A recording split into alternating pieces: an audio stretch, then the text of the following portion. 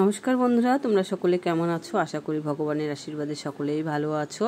তো আমি আজ বেরিয়েছি, মায়ের পূজা আছে তাই বাজার করতে বেরিয়েছি। আর ওদিকে ডাক্তার যে দেখলাম, সেখানে আমার ছোট মেয়েকে নিয়ে গেছিলাম। ওর পায়ে একটু ব্যথা লেগেছে, তার জন্য এসেছি। একটু না, ভালোই ব্যথা পেয়েছে, পাটা এমনকি ফুলেও গেছে। এর জন্য ডাক্তারের কাছে আসতেই হলো আমাকে। আর জানো তো, 2 মেয়েই উপাস করেছে, তার জন্য বাজারটাও করতে হবে। তো ভাবলাম যে না, বাজারটাও করে নিয়ে আসি, মেয়েটাকে একটু ডাক্তারও দেখিয়ে নিয়ে আসি। তো মায়ের জন্য তো ফল নিয়ে এসেছিল ওর বাবা, আর আমি গিয়েছিলাম ফুল আর মিষ্টি কিনতে। সন্ধ্যা লেগেছে, এরপরে আমরা সব প্রদীপ সাজিয়ে নিচ্ছি। মেয়ে এদিকে সলতা পাকিয়ে দিচ্ছে আর আমি তেলগুলা দিয়ে দিচ্ছি প্রদীপে।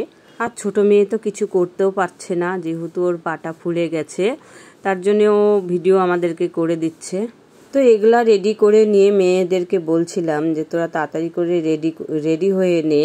আর এই দেখো, মেয়ে আমার ফুলের মালা গাঁথছে।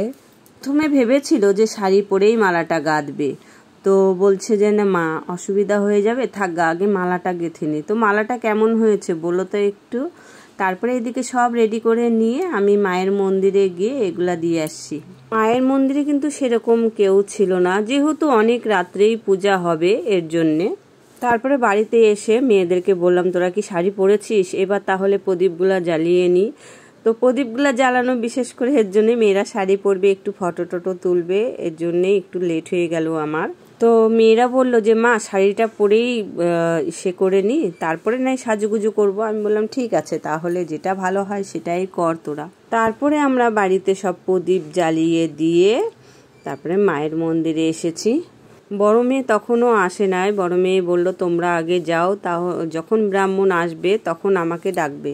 10টা বেজে গেছে, এখনো ব্রাহ্মণ আসে নাই।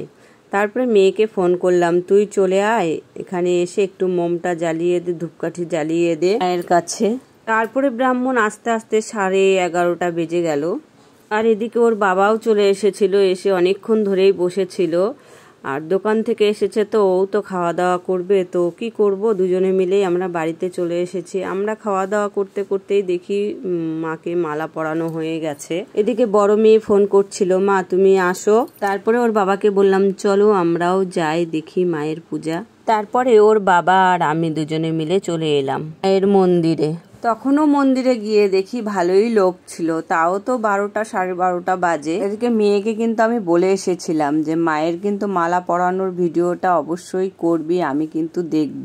তো যাই হোক, মেয়েরা উপাস থেকেও যে এই জিনিসটাকে মনে রেখেছে, এটার জন্য মানে আমি খুবই খুশি। দেখো তো কত সুন্দর লাগছে মাকে। মায়ের এত অলংকারের মধ্যেও যখন ফুলের মালাগুলা পরে, তখন যেন মনে হয় মা আরো সুন্দর হয়ে গেছে। তো পূজা হতে হতে তো অনেক লোকই ছিল, তারপরে দেখি আস্তে আস্তে লোক সব চলে যাচ্ছে, কারণ 1টা বেজে গেছে। যারা উপাস আছে তারাই একমাত্র আছে। কিন্তু তোমাদের দাদা বলছে তাহলে সবাই যখন চলে যাচ্ছে তাহলে আমিও যাই বলে ঘুমিয়ে। তো আমি বললাম একটু কেন, তুমি গিয়ে ভালো মতো ঘুমোতে থাকো, তারপরে আমরা চলে যাবো। আমি মেয়েদেরকে নিয়েই যাবো একবারে। তাকে তো আবার সকালবেলায় দোকানে যেতে হবে, এর জন্য আমি বললাম যে না, তোমাকে আর আসতে হবে না, আমি নিয়ে যাব মেয়েদেরকে। আবার যাওয়ার সময় বলছে, কেন তোমরা কি ভয় পাবে না? তোমরা কি একা একা আসতে পারবে? আমাকে ফোন করো। আমি বলছি যে না, তোমাকে আসতে হবে না, আমরা ভয় পাবো না, আমরা চলে যেতে পারবো। তো আমরা তো অনেক কয়জনই ছিলাম, এর জন্যে আমরা তো চলে আসতে পারবো। তো যাই হোক, এত কিছু বলতে বলতে দেখো মায়ের পূজা, আরতি, অঞ্জলি সবই হয়ে গেছে। এখন যজ্ঞ চলছে আর এদিকে প্রদীপ জ্বালানো হচ্ছে। তো যাই হোক, পূজা হয়ে গেছে, অনেক রাত হয়ে গেছিল, কম করেও 2টো বেজে গেছিল। আর মেয়েদেরকে বললাম তোরা প্রসাদ টসাদ খেয়ে তোরা আগা, আমি আর কাকিমুনি আছি, আরও কয়েকজন আছে, সবাই একসঙ্গে আমরা চলে যাব। তো মেয়েদেরকে আমি গিয়ে বাড়িতে দিয়ে আসছি। তারপরে এদিকের কাজগুলা সব যাই হোক মোটামুটি করে টোরে নিয়ে তারপরে আমরা বাড়িতে এসেছি। যাই হোক, আমাদের পূজাটা কিন্তু খুব সুন্দর হয়েছিল, খুব ভালো লাগলো। আর তোমরা এবার বলো ভিডিওটা কেমন লাগলো। ভিডিওটা ভালো লাগলে অবশ্যই লাইক করবে, কমেন্ট করবে। ততক্ষণের জন্য তোমরা খুব ভালো থাকো, সুস্থ সবল থাকো। মা সকলের মঙ্গল করুক, এটাই কামনা করব আমি মায়ের কাছে। তো যাই হোক, আমার আস্তে আস্তে কিন্তু রাত 3টা বেজে গেছিল। এসে আর ঘুম আর আসে না, অনেক রাত হয়ে গেছিল। ততক্ষণের জন্য টাটা, বাই বাই।